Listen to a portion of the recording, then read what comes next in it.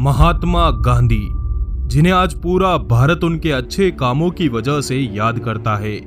एक ऐसा लीडर जिसने बिना किसी हिंसा के सिर्फ और सिर्फ अपने दिमाग की मदद से अंग्रेजों को भारत से भगा दिया।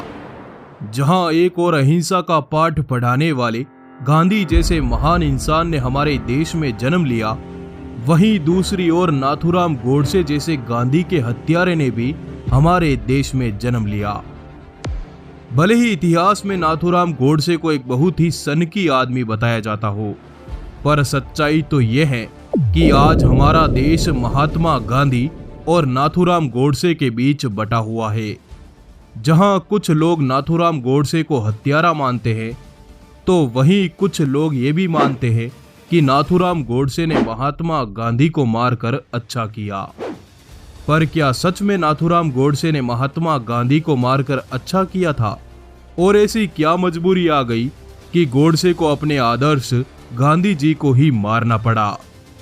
यही सब समझने की कोशिश करेंगे हम आज के इस वीडियो में, तो बने रहिए हमारे साथ इस वीडियो के अंत तक। 30 जनवरी सन 1948 शाम के करीब 5 बजे महात्मा गांधी जब संध्या पूजन के बाद बाहर आ रहे थे, तभी भीड़ से होते हुए नाथूराम गोडसे गांधी जी के पास पहुंचा और उसने गांधी जी को नमन किया और उनका रास्ता रोक लिया।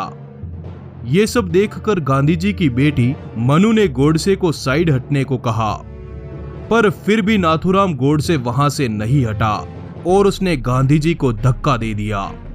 जिसके बाद कोई कुछ समझ पाता उससे पहले ही नाथूराम गोडसे ने अपने पास छुपा रखी एक पिस्टल को निकाला और गांधी जी के सीने पर लगातार 3 गोलियां दाग दी, जिससे गांधी जी लहूलुहान हो गए। पर गांधी जी को गोली मारने के बाद भी नाथूराम गोडसे वहां से नहीं भागा और वो वहीं पर निडर होकर खड़ा रहा। गांधी जी को इस तरह से लहूलुहान देखकर उनके समर्थक बुरी तरह से भड़क चुके थे और उन्होंने तुरंत ही नाथूराम गोडसे को पकड़ लिया और उसे पीटना शुरू कर दिया।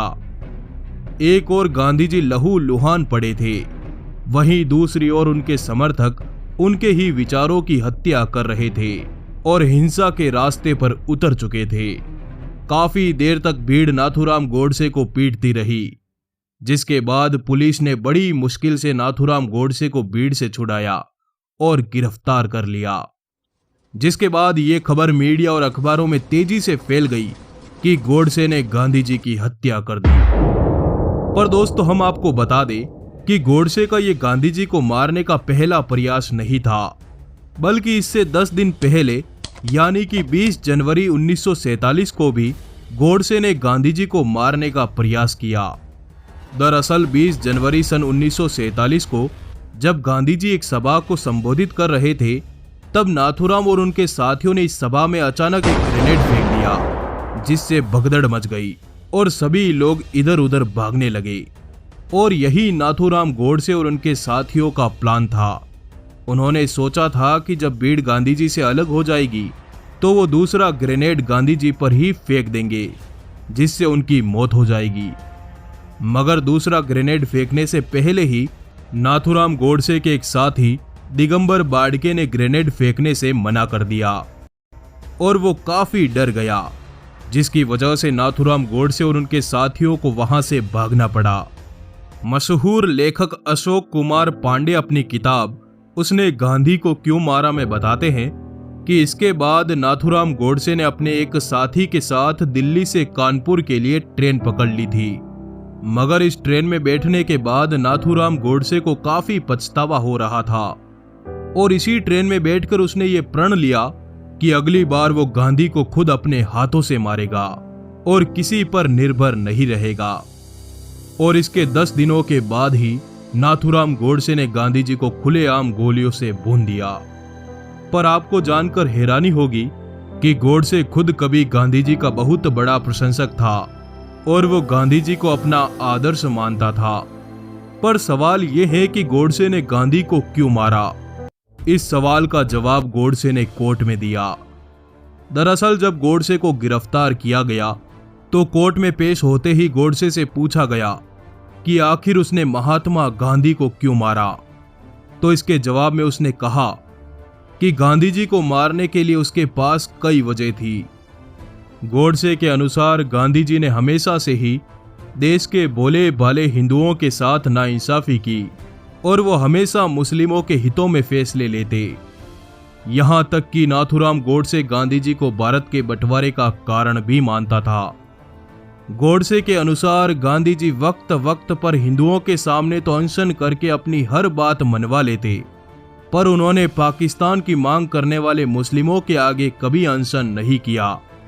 देश के दंगों में गांधी जी को हमेशा हिंदू ही गलत नजर आते, पर सत्य ये था कि हिंदुओं को अहिंसा का पाठ पढ़ाकर उन्होंने कर्तव्यहीन कर दिया।